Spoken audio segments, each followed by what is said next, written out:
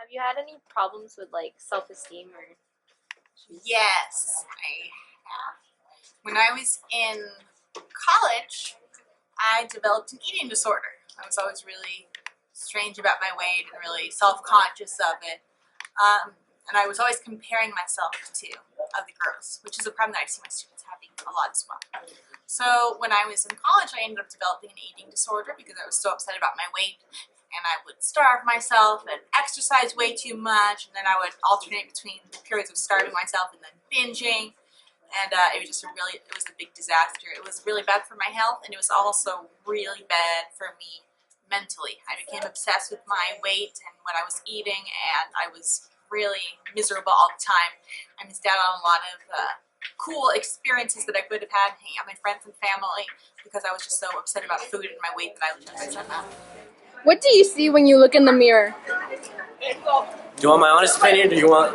Honest opinion. Honestly, I don't like it. I don't. Let's just say I'm not very happy with my physique. Don't get me wrong, I do the most that I can to fix that. Like, I run around 8 miles a day and stuff like that, so I do what I can, but still, you know, I'm not satisfied. And I know that that's not good. I know that I'm not supposed to be thinking like that. I know that I'm supposed to be like. What causes low self-esteem? I think what causes low self-esteem is just negative thinking about a certain situation that you got yourself in. Like if you're alone in your room and you just start thinking out random things, you're going to tend to remember something bad, and from there on, it's just going to get worse and worse. So how can you counteract that? How can you make your self-esteem higher, believe more about yourself?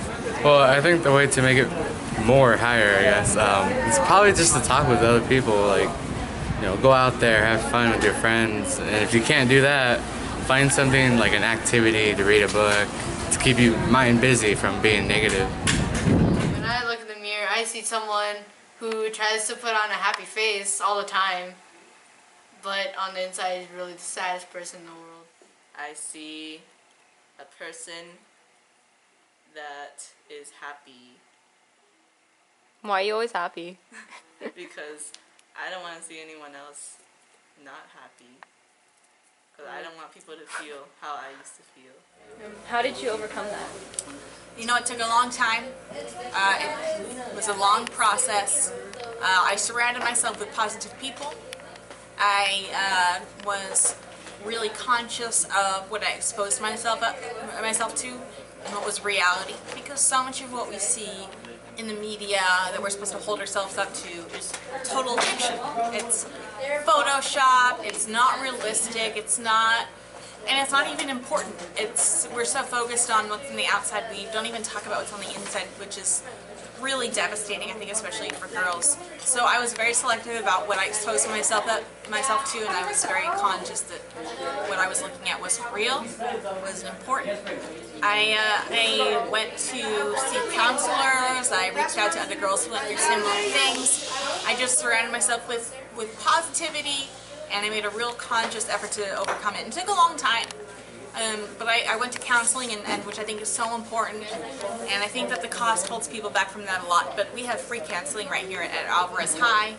We have some fabulous counselors that are available free of charge, and it can be such a huge step. It can be a scary one, but it helped me a lot. Thank you.